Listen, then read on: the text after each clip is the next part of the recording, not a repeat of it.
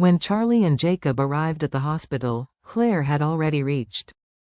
When Jacob and his son-in-law came to the ward, Elaine was holding Claire's hand, and the crying could be heard outside the room.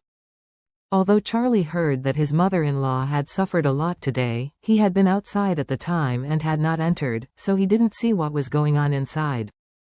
Moreover, after Elaine was brought out by Orville's men, she was directly sent to the hospital, and Charlie did not see her face either. Seeing Elaine with a blue nose and swollen face and missing a piece of hair on her forehead, he couldn't help sighing in his heart. Oh, mother-in-law is really miserable. This time she was in this way. It was really a disaster. The ghost knew that Cynthia would suddenly run away. Looking for her, seeing Charlie's arrival, Elaine felt wronged and finally regarded as a catharsis, crying and said, "Good son-in-law, Mom is so miserable." After speaking, she cried out of breath. Charlie hurried forward, pretending to be concerned and asked, "Mom, what's wrong with you?" Elaine waved her hand and wiped her tears. "Hey, I can't mention it, it's a bitter tear." Looking at her like this, Jacob didn't dare to laugh even if he wanted to. He just stood there motionless or spoken. Elaine glanced at him and said angrily, "Jacob, what are you doing here?" Jacob hurriedly said, "You said what I am here to do, of course I am here to see you. See me?" Elaine said angrily, "I think you came to see me and laugh at me." Jacob hummed in his heart, "Hey, I really made you right, but I can't admit it," so he can only say embarrassingly, "What are you talking about it? Even if we are separated or divorced, we will be together for half a lifetime. You were bullied in this way. I must feel sorry for you." Elaine glared at him. "You feel bad you don't know what you old dog are thinking. You FC King want me to be lame forever." Jacob did not expect Elaine to guess so accurately, but he did not dare to respond. Fortunately, Claire on the side said at this time, "Mom, don't quarrel with Dad. He came to see you out of concern." Elaine said angrily, "I don't need his care." After speaking, she looked at Charlie again, and said bitterly, "Good son-in-law, this time I was tossed by the same group of people who engaged in MLM last time. Mom is really in bad luck. This time I will be fighting for a few months with the plaster. Not only I can't cook for you, but also won't be able to go anywhere in the future. The days to come will be extremely depressing." Charlie understood Elaine's meaning at once. So he immediately said openly, "Mom, in this case, I'll cook the food in the future. In addition, I will transfer you 100,000 in pocket money. You are really bored during this time. You can buy something online. Just play with things and it's time to manage and be patient."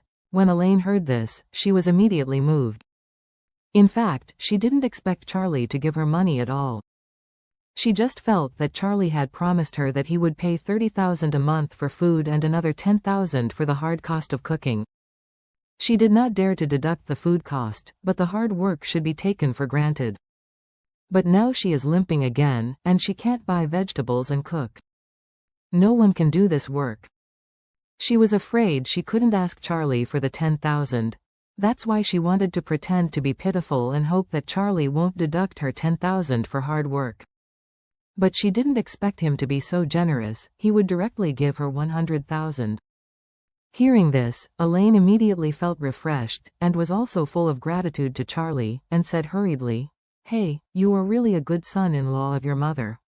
With a son-in-law like you, Mother has cultivated blessings for several lifetimes." Claire was secretly speechless when he heard this. The reason for the tongue is that she discovered that when her mother said this, her attitude was really sincere.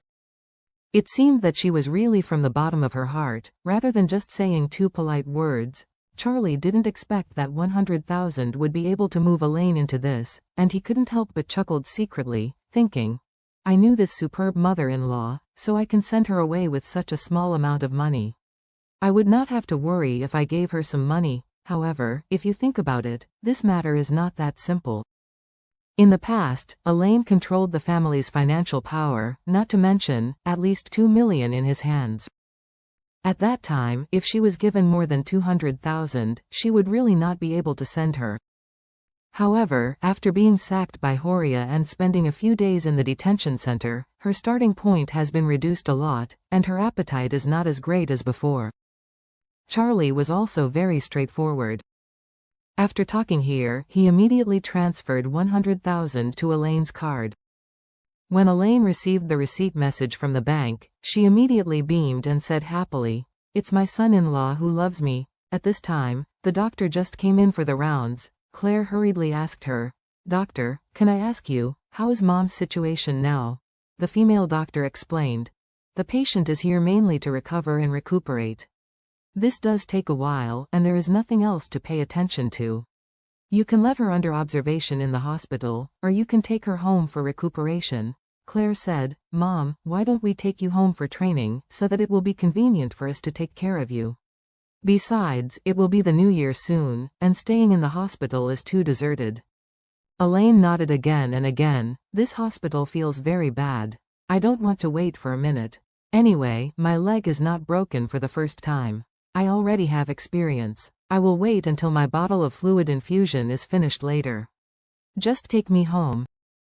At the same time, in Orr's Hill People's Hospital, Noah and Harold were forced to leave the ward because they could not pay the hospital fee. The father and son were lying on the mobile cart in the hospital, and Mrs. Wilson and Wendy pushed them to the parking lot together. When they came, it was Wendy who drove the new Bentley bought at home. The Bentley is not an ambulance, and there is no way for them to lie down safely, so they can only find an ambulance to transport them. However, it costs money to find an ambulance. The family of 4 has no cash on them, and all bank cards and electronic payment accounts have been frozen. Now they are really penniless, and they don't know how to pay for the parking fee after driving out of the hospital. Just when they were at a loss, 2 middle-aged men stepped over and said, "Is it Mrs. Wilson?" Mrs. Wilson said in a hurry, "It's me, who are you?" The other party said, "We are sent by Mr. Regnar, for the sake of your family's pitifulness, arranged an ambulance for you to take the 4 of you back to the villa." Mrs. Wilson breathed a sigh of relief and said gratefully, "That's great.